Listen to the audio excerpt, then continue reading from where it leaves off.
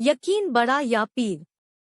अकबर बीरबल के रोचक और मजेदार किस्से। एकांतवास की व्याख्या। बीरबल का नियम था कि दरबार से फुर्सत पाकर वह अपना कुछ समय एकांतवास में बिताया करता था। एक दिन जब वह दरबार से खाली होकर अपने घर लौट रहा था तो मार्ग में उसे एक आदमी मिला। उसने बीरबल से पूछा, महाशय जी, क्या आप कृपा कर मुझे बीरबल के घर का पता बतला सकते हैं? बीरबल ने कहा, क्यों नहीं बतला सकता। तब वह उसको अपने घर का पता ठिकाना बतलाकर यहाँ से चलता हुआ वह मनुष्य पूछता पूछता बीरबल के घर जा पहुँचा और उसके घर वालों से बीरबल से मिलने का अनुरोध किया। वे बोले, ताऊ जी अभी बाहर गए हैं, ठहर जाओ, थोड़ी देर में मुलाकात हो जाएगी। वह आदमी बीरबल के द्वार पर बैठकर उसके आने की प्रतीक्षा करने लगा। थोड़ी देर बाद बीरबल लौटकर आया। वह उसे पहचान कर आश्चर्यचकित होकर पूछा, दीवान जी, रास्ते में आपसे मेरी मुलाकात हुई थी, परंतु वहां पर आपने मुझे अपना परिचय क्यों नहीं दिया? बीरबल ने कहा, आपका कहना अक्षरशः सत्य है, परंतु आपने मुझसे बीरबल के घर का पता पूछा था, इसलिए मैंने अपने घर का पता बतला दिया। यदि मेरा परिचय पूछा होता तो मैं आपको अपना परिचय देता। उस आदमी ने कहा, लोगों के मुख से मैंने ऐसा सुना है कि आप नित्य प्रति अपना थोड़ा समय एकांतवास में बिताते हैं, सो उसका क्या कारण है? बीरबल बोला, आपको समझना चाहिए था कि एकांतवास से बड़ा लाभ होता है। पहले तो एकांतवास में विचारों की सूझ भली भांति होती है। दूसरा, एकांत मनन करने का सर्वोत्कृष्ट साधन है। यदि आप कहीं अलग बैठकर विचार करेंगे तो आपको अपनी परिस्थिति साफ साफ दिख पड़ेगी। वह मनुष्य बीरबल के उत्तर से संतुष्ट होकर अपने घर लौट गया। दिन बादशाह ने बीरबल से मस्ती लेने के इरादे से उसके जूते गुम करा दिए। जब घर जाने का समय हुआ तो बीरबल अपने जूतों को तलाश करने लगा। जब वे न मिले तो बादशाह ने कहा, अच्छी बात है, बीरबल को हमारी तरफ से जूते दिए जाए। बीरबल नए जूतों का पहनकर ऊपरी प्रसन्नता दिखलाते हुए बोला, मैं आपको आशीर्वाद देता हूँ कि ईश्वर इसके पहले आपको हरलोक परलोक सभी जगह ऐसे ही 1000 जूते दे। बीरबल के ऐसे हास्यपूर्ण आशीर्वाद को सुनकर बादशाह खिलखिला कर हंस पड़ा। दरबारी लोग चकित होकर बीरबल का मुंह देखते रह गए। कौन सा अच्छा। एक दिन बादशाह अपने दरबार में बैठा हुआ दरबारियों से दिलबहलवा की बातें कर रहा था। उसी समय बीरबल भी आ पहुंचा।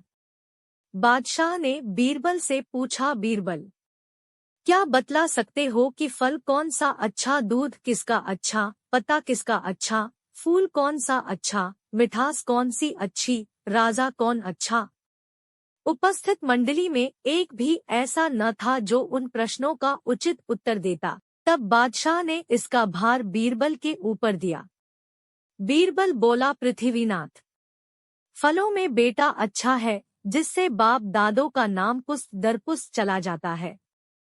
दूध माता का उत्तम होता है जिससे सबका पालन पोषण होता है।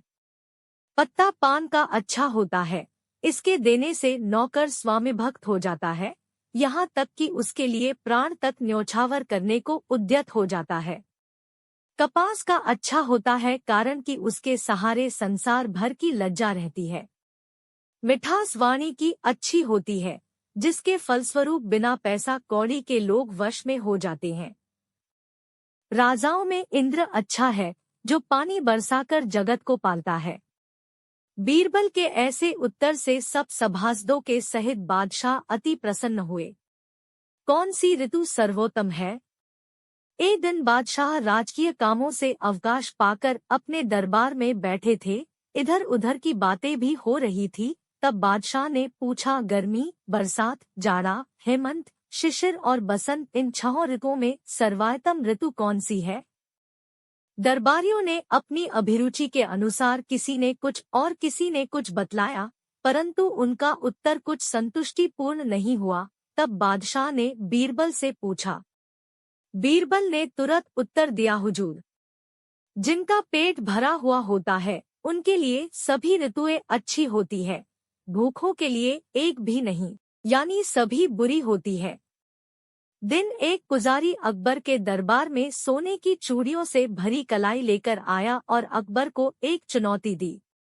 उसने सुझाव दिया कि वह अकबर के दरबार के रईस से सवाल करेगा और अगर वह हार जाता है तो उसने दुनिया भर के महापुरुषों से जो चूड़ियां इकट्ठी की है वे अकबर की होंगी, लेकिन अगर वह जीत जाता है तो अकबर को उसे एक और सोने की चूड़ी देनी होगी। चुनौती का सामना करने के लिए बीरबल को बुलाया गया और पुजारी ने उससे पूछताछ शुरू कर दी। पुजारी ने बीरबल से पहला सवाल पूछा, आमतौर पर हमारा दिमाग हमारे सिर में होता है लेकिन कब जाता है? बीरबल ने बुढ़ापे में कहा। अगला सवाल यह था कि शर्म आपकी आंखों से कब छूटती है? बीरबल ने कहा कि जब आप कुछ गलत करते हैं। अगला सवाल यह था कि बहादुरी कब छोड़ती है? बीरबल ने उत्तर दिया कि जब हम किसी चीज से डरते हैं। आखिरी सवाल यह था कि शक्ति हमारे शरीर को कब छोड़ती है? तब बीरबल ने जवाब दिया कि बुढ़ापे में ऐसा होता है जब हम अपने काम खुद करने में असमर्थ होते हैं। पुजारी समझ गया कि वह हार गया है, इसलिए उसने अपनी सारी चूड़ियां अकबर को दे दी और चला गया।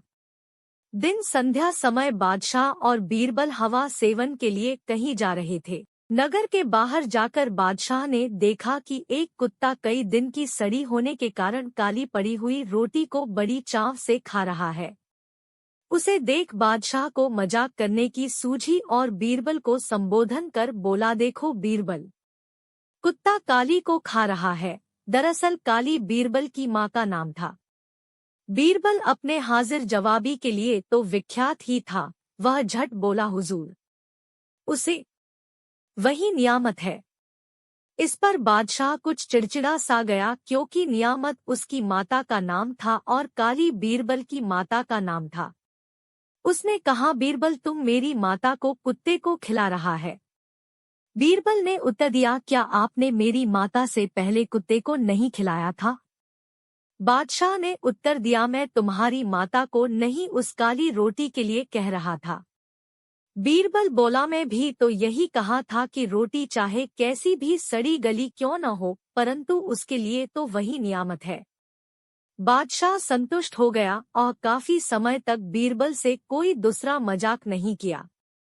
दिन संध्या समय बादशाह और बीरबल हवा सेवन के लिए कहीं जा रहे थे। नगर के बाहर जाकर बादशाह ने देखा कि एक कुत्ता कई दिन की सड़ी होने के कारण काली पड़ी हुई रोटी को बड़ी चाव से खा रहा है।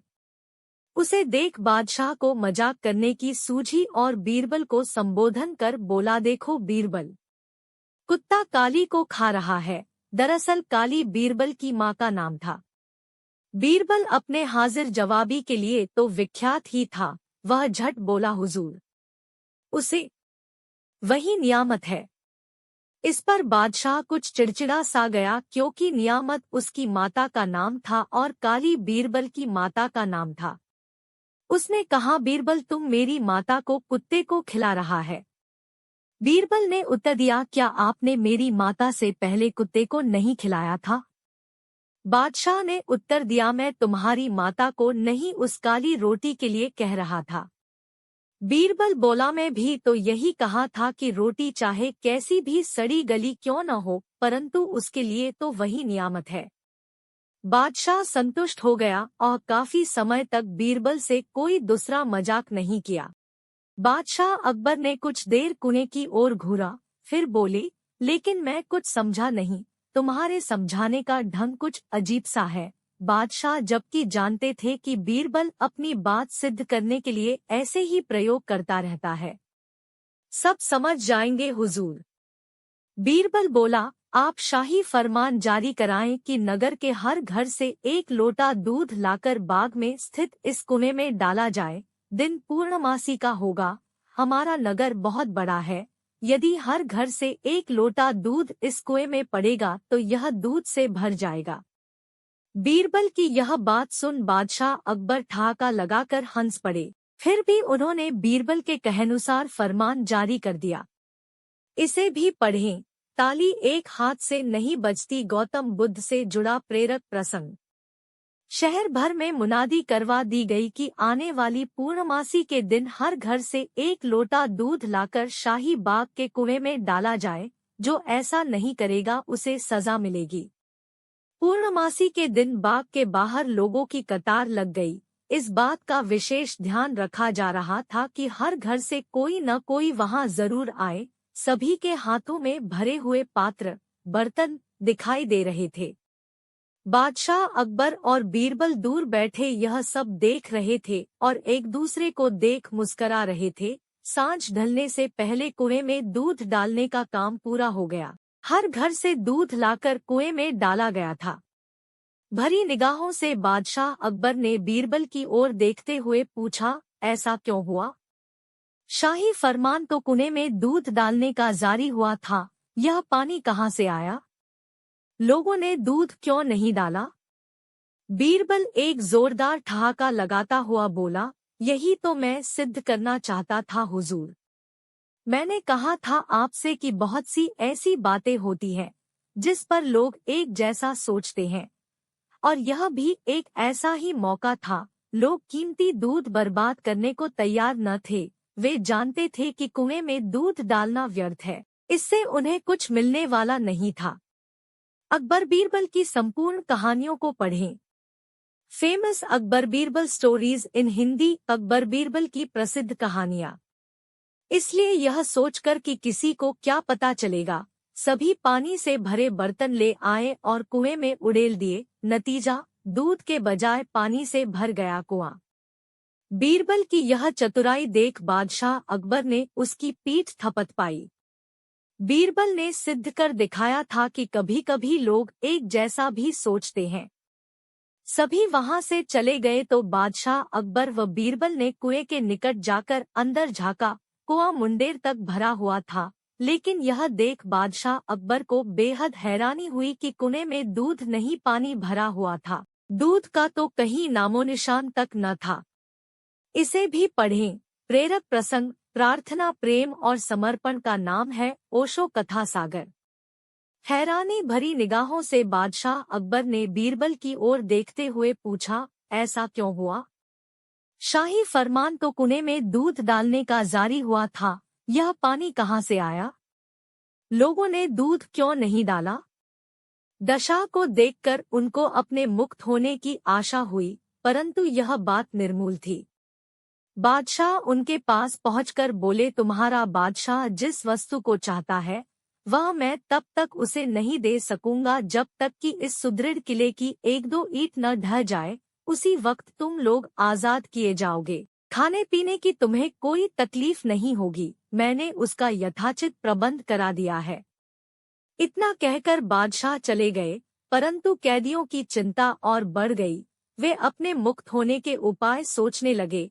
उनको अपने स्वेश के सुखों का स्मरण कर बड़ा दुख होता था। वे कुछ देर तक इसी चिंता में डूबे रहे। अंत में वे ईश्वर की वंदना करने लगे, हैं भगवान, क्या हम इस बंधन से मुक्त नहीं किए जाएंगे? क्या हमारा जन्म इस किले में बंद रहकर कष्ट भोगने के लिए हुआ है? आप तो दीनानाथ है, अपना नाम याद कर हम असहायों की भी सुध लीजिए। इस प्रकार वे नित्य प्रार्थना करने लगे। अंत में उनकी प्रार्थना का असर हुआ। ईश्वर को अपनी कही हुई बात याद आ गई, इसलिए उन्होंने दूत को उसके साथियों सहित दरबार में बुलाकर बोले, आपको अपने बादशाह का आशय विदित होगा और अब उसका उत्तर भी तुमने समझ लिया है। यदि न समझा हो तो सुनो, मैं उसे और भी स्पष्ट किए देता हूँ। देखो, तुम लोग गणना में केवल 100 हो और तुम्हारी आह से ऐसा सुदृढ़ किला ढह गया। फिर जहाँ हजारों मनुष्यों पर अत्याचार हो रहा हो, वहाँ के बादशाह की आयु कैसे बढ़ेगी? उसकी तो आयु घटती ही चली जाएगी और लोगों की आह से उसका शीघ्र ही पतन हो जाएगा। हमारे राज्य में अत्याचार नहीं होता। गरीब प्रजा पर अत्याचार न करना और भली भांति पोषण करना ही आयुवर्धक वृक्ष है। बाकी सारी बातें मिथ्या है। इस प्रकार समझा बुझाकर बादशाह ने उस एलची को उसके साथियों सहित स्वदेश लौट जाने की आज्ञा दी और उनका राह खर्च भी दिया। उन्होंने तुर्किस्तान में पहुंचकर यहाँ की सारी बातें अपने बादशाह को समझाईं। अकबर की शिक्षा लेकर बादशाह दरबारियों सहित उनकी भूरी भूरी प्रशंसा करने लगा।